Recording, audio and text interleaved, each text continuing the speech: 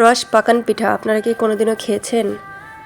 না খেয়ে থাকলে এই রেসিপিটি তৈরি করে একবার হলেও খাবেন। আসসালামু আলাইকুম, আপনারা সবাই কেমন আছেন? আশা করি অনেক ভালো আছেন। আদরের রান্নাঘর থেকে একটা পিঠার রেসিপি নিয়ে চলে আসলাম। প্রথমে আমি 1 কাপের মতন নারকেল, 1 কাপের মতন চিনি দিয়ে এটাকে আমি কিছুক্ষণ ভেজে নিয়েছি।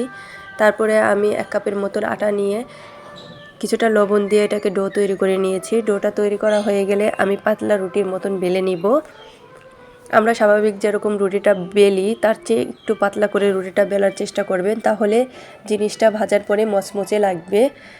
তারপরে আমি যে পুরটা বানিয়ে রেখেছিলাম ওই পুরটা দিয়ে রুটির উপরে দিয়ে কিছুটা পানি সাইডে লাগিয়ে তারপর আমি হাত দিয়ে এটাকে চেপে চেপে নিব। চেপে ছুরির সাহায্যে এটাকে আমি কেটে নিব। আমরা দেশে গ্রামের বাড়ি থেকে বাঁশের চোঁচ দিয়ে এগুলো কাটি, যেহেতু আমি ঢাকায় এই কারণে আমি ছুরির সাহায্যে এই কাজটা করছি। তারপরে আমি কেটে হাত দিয়ে ভালো করে চেপে নিব। এই রেসিপিটা অনেক মজার, অত্যন্ত সহজ ও কম সময়ে এই রেসিপিটা করা যায়। আপনারা একবার হলেও বাসায় চেষ্টা করবেন, আশা করি আপনাদের কাছেও অনেক ভালো লাগবে।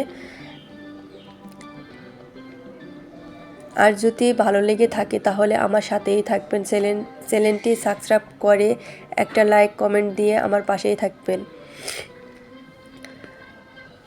ঠান্ডার কারণে আমার ভয়েসটা একটু অন্যরকমের লাগতে পারে, আপনাদের কাছে আমি ক্ষমা চেয়ে নিচ্ছি। যদি আমার কোনো ভুল হয়ে থাকে তাহলে মাফ করে দিবেন। তারপরে আমি এগুলোকে ভেজে উঠিয়ে নিব।